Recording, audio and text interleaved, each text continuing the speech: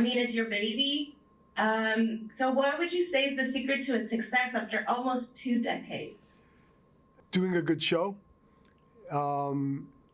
respecting the audience, having a great cast led by Michael C. Hall, and surprising the audience all the time.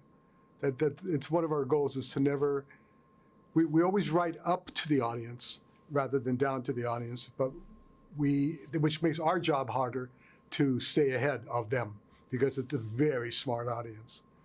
Plus with social media, there's a lot going on.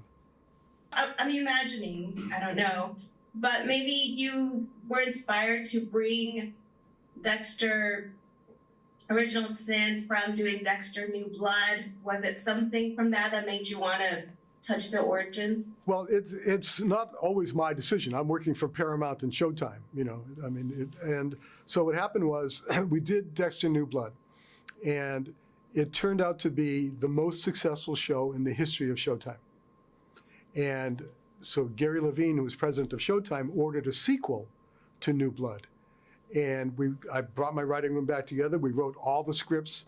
And then Chris McCarthy and Paramount and MTV Television came aboard. And then Showtime is a subsidiary of Paramount. And Chris said, you know what? I'm not in the sequel business. I do Yellowstone. I do 1883. I do 1923. Can you come up with a pitch for a prequel? And I did. He bought it. I brought those same writers back from the sequel to do the prequel. And we just finished shooting 2 weeks ago. In fact, I'm still editing it. And so far, it feels great. We've got an amazing cast and amazing group of writers and directors. You do have a great cast, and the anticipation is always of who's going to embody the younger Dexter. What was it about Patrick Gibson that you loved about it? Which, by the way, I'm loving it. Yeah, look, you know what? Get out of the way because this kid's a star. He's going all the way. We had when I mentioned Yellowstone and everything, the casting director of that was John Papsadera, and he found Patrick and put him on tape, and we loved what we saw, and we loved him more than anybody else we had seen. And there were some other young names that were up for the role. And Patrick was a relative unknown. He'd been on a show called The OA and a couple of other shows. And he's Irish. His name's Paddy, P-A-D-D-Y. And we thought he was in England.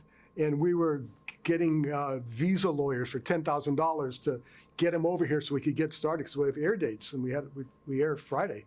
So we had to get him over here. It turned out he was 15 minutes away from me in Los Angeles. And so we grabbed him, brought him into the studio. I sat with him for an hour. We just chatted. And he was a big fan of the show. And then I sent him to the conference room to work with our producing director, Michael Lehman. And they worked for a while. And then I went in and watched, and he was the guy. And then we hired him. And again, I was lucky enough to get all my first choices of all my actors. And then he met Michael Hall at Comic-Con in San Diego, Michael C. Hall, and they hit it off really well.